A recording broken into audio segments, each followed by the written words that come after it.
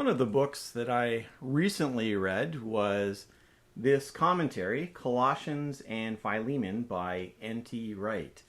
And N.T. Wright is one of the most popular New Testament scholars out there. He has attracted people from within evangelicalism and even within the emerging church and a number of progressives like N.T. Wright. And he's got some broad appeal that very few New Testament scholars have. And when we think of N.T. Wright, we think of a lot of his books that are more thematic without remembering that he actually has written straight out commentaries on books of the Bible, and he's written even some recently. This is one of the older ones. This was first written in 1986. So it definitely is an older commentary, and some people don't like to read or use anything that's that old. But I've actually found this to be quite helpful. And part of it comes down to the context in which you choose to use a particular commentary. So I perhaps would not use this in a PhD thesis. Maybe not, but maybe in writing a journal article.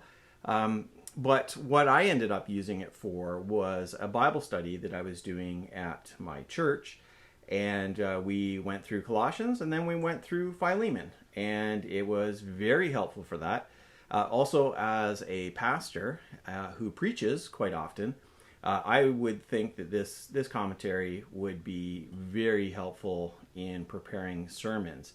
The Tyndale New Testament commentary series is not known for being super in-depth. It's definitely based in solid scholarship, but it's not really the kind of in-depth thing that you're looking for in more academic context. But within the church, for, again, preparing sermons, preparing Bible studies, or even just personal study, I've been known to read commentaries just to get a little bit deeper into a particular book of the Bible. And the Tyndale New Testament commentary series, as well as the Old Testament commentary series, can be quite good, and they're pretty reasonable in purchasing. So in terms of this particular one, there's a couple things that I just wanted to mention, things that stood out. As you may or may not know, it is argued back and forth whether or not Paul the Apostle actually wrote the letter to the Colossians. And within, I'd say, mainstream scholarship, there's quite a bit of doubt that Paul wrote Colossians. It's not considered one of his 7 authentic letters.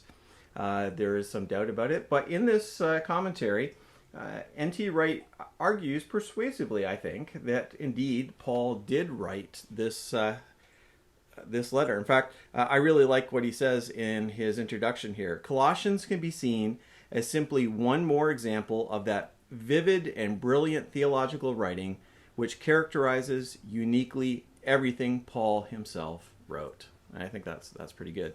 One of the other things about Colossians is there's often a question about who Paul's opponents are there. Were they a Gnostic group? Were they something else? And N.T. Wright argues, again, I think it's fairly persuasive, that the opponents are indeed Jewish in origin. And again, we have to be careful when we talk about this. This is not so much a conflict between Christianity and another religion, Judaism, but rather they were... Christianity in the beginning was a sect of Judaism, so it's kind of an intramural conversation that is going on. So I think he's got some good things to say. Philemon is included in this because it's believed by many that Philemon, that letter was sent along with Colossians, along with Onesimus, who's the runaway slave that's talked about in Philemon. He was probably with the party that brought these letters to Colossae. So I think it's a great thing. If you're interested in getting this, I'm actually going to leave a link in the notes to this video, And I'll tell you, it's an Amazon affiliate link, so I get a little bit of a bonus for myself there if you order through that link.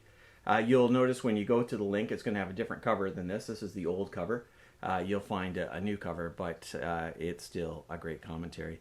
So hope you'll check it out, and please check out my website as well, stephenjbedard.com. Thank you, and God bless.